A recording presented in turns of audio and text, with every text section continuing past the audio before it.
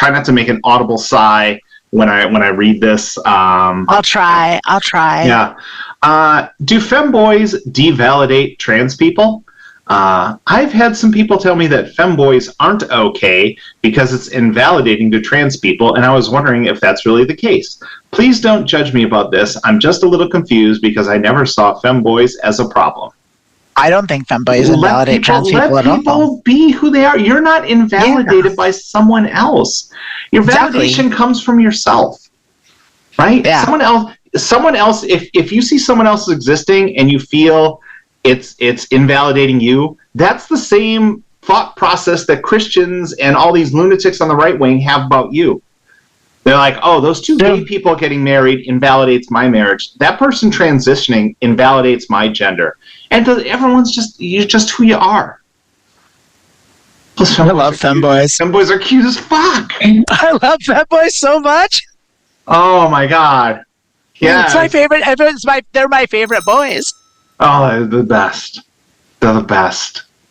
I love me some femboys. I'm real big on them. Yeah, femboys. Also, I mean, how many times I got to go over this? Trans dudes. Man, I love trans dudes. Yeah.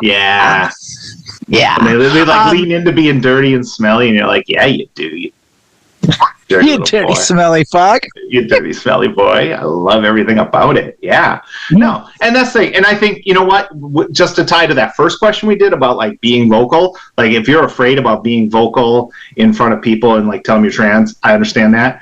If you're with trans people who are trying to invalidate anyone else who's on our beautiful gender spectrum and say that they're invalidated, so I don't want to say you're obligated, because we've said you're not obligated, but you should really think about calling that person out. All right, because you're not invalidated by someone else's existence. And sorry, that gets me every time. No, it's all right. It's like I was just on the subject of femboys. So like a couple months ago, I mentioned a femboy that I'm Facebook friends with. That's just a glorious femboy.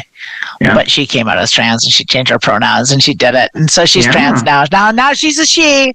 Yeah. Like, and she's not a femboy anymore. Now she's a trans woman.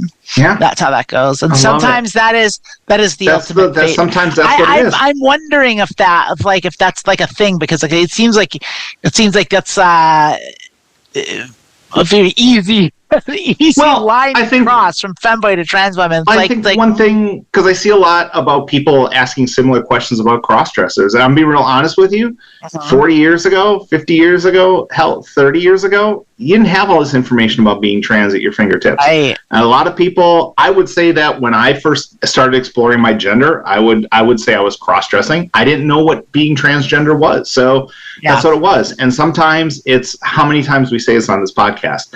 You don't have to put yourself in a box. You don't have to gender yourself. You don't have to have an answer right away. Just labels. You can explore, and sometimes that exploration is cross-dressing. Sometimes it's femme, and sometimes you just realize, hey, I'm not trans, but I sure do enjoy dressing like this. Sometimes you gotta be a smoking hot femboy. Yeah.